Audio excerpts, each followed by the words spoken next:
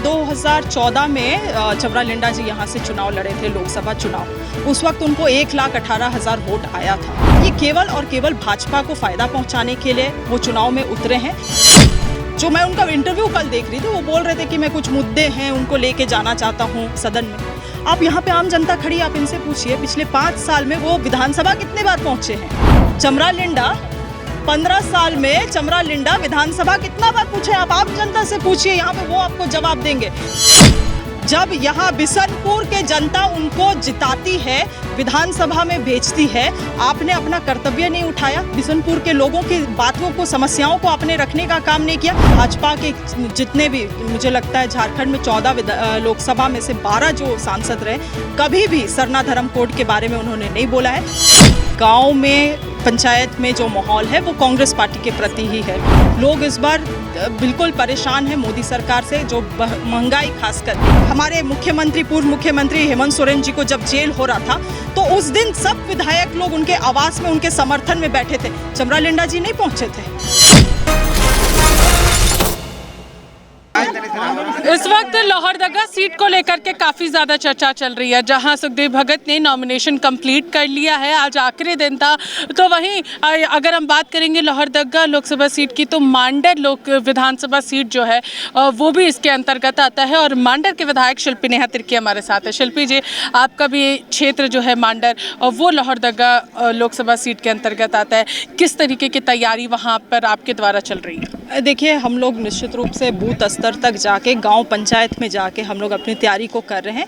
और ये चीज़ आपको हम आश्वस्त कर सकते हैं कि गांव में, पंचायत में जो माहौल है वो कांग्रेस पार्टी के प्रति ही है। लोग इस बार बिल्कुल परेशान है मोदी सरकार से, जो महंगाई खास करके, जो 70% आबादी है जो महंगाई से त्रस्त है, जो पलायन से त्रस्त है, ऐसे मुद्दों को केवल और केवल कांग्रेस पार्टी लेके आगे बढ़ रही हैं। अपनी मैनिफेस्टो में भी इन चीज़ों को रखा हुआ है। इसीलिए निश्चित रूप से इस बार जो है मोदी सरकार से हमारी आम जनता छुटकारा पाना चाहती है, इसलिए माहौल बहुत अच्छा है।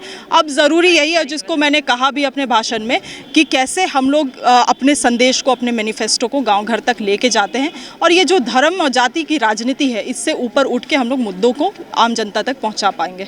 सबसे बड़ा सवाल है, ये जो पूरा लोकसभा सीट है वो पूरी तरीके से एसटी रिजर्व सीट है। और यहाँ पर जो 5 विधानसभा क्षेत्र है वो भी पूरी तरीके से एसटी रिजर्व सीट है। लेकिन यहाँ पर एक बात आ रही है कि चमरालिंडा ने निर्दलीय चुनाव लड़ने का फैसला लिया, उनका भी विधानसभा क्षेत्र पड़ता है। कितना ज़्यादा प्रभाव डाल सकता है ये फिलहाल इंडिया गठबंधन के लिए? देखिए, 2014 में चमरालिंडा जी यहाँ से चुनाव लड़े थे, लोकसभा चुनाव। उस वक्त उनको 1,18,000 वोट आया था। और 2019 में वो चुनाव नहीं लड़े।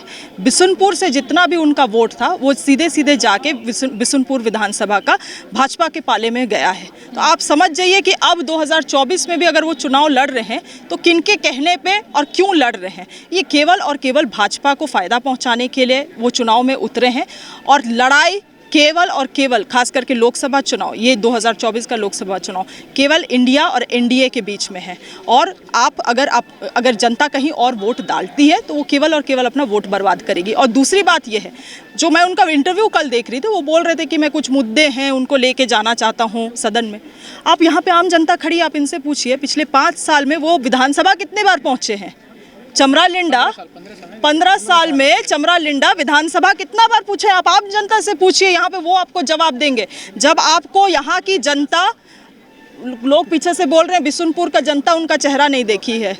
जब यहाँ बिशनपुर के जनता उनको जिताती है, विधानसभा में भेजती है, आपने अपना कर्तव्य नहीं उठाया। बिशनपुर के लोगों की बातों को, समस्याओं को आपने रखने का काम नहीं किया।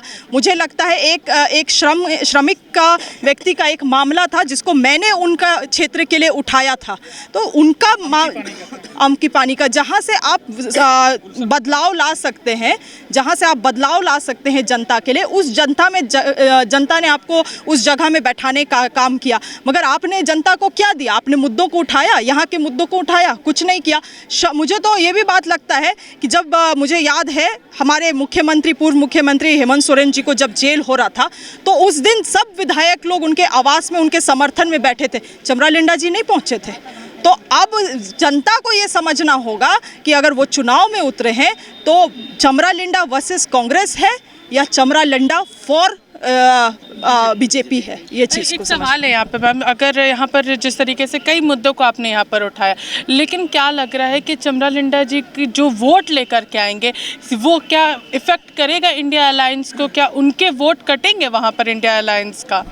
देखिए, मैं तो कह ही रही हूँ आपको, अगर जनता चमरा लिंडा को वोट देती हैं तो निश्चित रूप से कांग्रेस को ही घाटा होगा, क्योंकि मैंने जो आपको उदाहरण दिया, मैंने जो आंकड़े दिए कि जब वो चुनाव में उतरे थे तो उनको क्या वोट आई थी, और जब वो चुनाव में नहीं उतरे थे तो उनकी वोट किधर गई थी?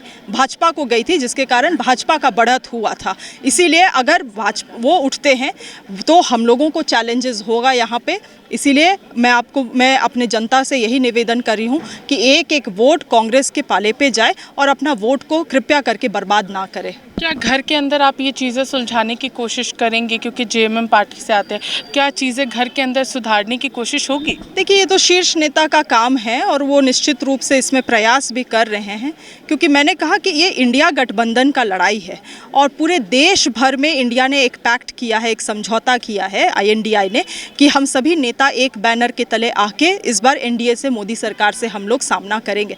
वैसे में अगर कोई एक व्यक्ति एक क्षेत्र से आके बोलता है कि मैं अकेले इस क्षेत्र से लड़ाई लड़ूंगा, अपने पार्टी के खिलाफ वो जा रहा है, तो मुझे लगता है उस समझौता के खिलाफ जा रहा है, तो मुझे लगता है ये स्वार्थ ही है, बस स्वार्थ के कारण वो इस तरह से कर रहे हैं। शिल्पी जी, ये ST सीट है पूरी तरीके से, ये लोकसभा सीट, तो क्या यहाँ पर सरना धर्म कोड जो है, क्या ये प्रमुख मुद्दा बनेगा इंडिया अलायंस का? बहुत बड़ा मुद्दा है, बहुत बड़ा मुद्दा रहेगा और था भी। हम लोगों ने झारखंड विधानसभा में से इसको बिल को भी पारित करके केंद्र में भेजा, मगर ये राष्ट्रपति पे जाके अटका हुआ है। हम लोग लगातार इसके आवाज़ भी उठा रहे हैं, मगर भाजपा के जितने भी, मुझे लगता है झारखंड में 14 लोकसभा में से 12 जो सांसद रहे, कभी भी सरना धर्म कोड के बारे में उन्होंने नहीं बोला है। हमारे शीर्ष नेता राहुल गांधी जी इस चीज़ को घोषणा करके गए हैं अपने रांची के झारखंड के दौरा में कि अगर हमारी सरकार केंद्र में बनती है तो सरना धर्म कोड या आदिवासियों को जो उनकी पहचान है उसको देने का काम करेंगे। तो देखिए, ये जो अगर लोहरदगा लोकसभा सीट की बात करेंगे तो ये पूरी तरीके से ST सीट है, और ST सीट को देखते हुए चमरा लिंडा जो है वो उनकी यहाँ पर बातें सामने आ रही हैं कि आखिर वो क्या करने वाले। स्क्रूटनिंग के समय तक पता चलेगा कि आखिर क्या अंदर खाने में चीज़ें जो हैं वो सुधर जाती हैं और वो अपने नाम को वापस लेते हैं, या फिर वो निर्दलीय ही चुनाव लड़ते हैं। और कहीं ना कहीं जिस तरीके से शिल्पी नेहा तिर्की ने कहा कि इसका नुकसान कांग्रेस को झेलना पड़ रहा है, और ये चीज़ें जो है वो अब जनता को तय करनी है। 13 मई को यहाँ पर मतदान होने हैं। फिलहाल इस खबर में हमारे साथ इतना ही। सहयोगी विशाल के साथ में पूजा दुबे, लाइव इंडिया, गुमला।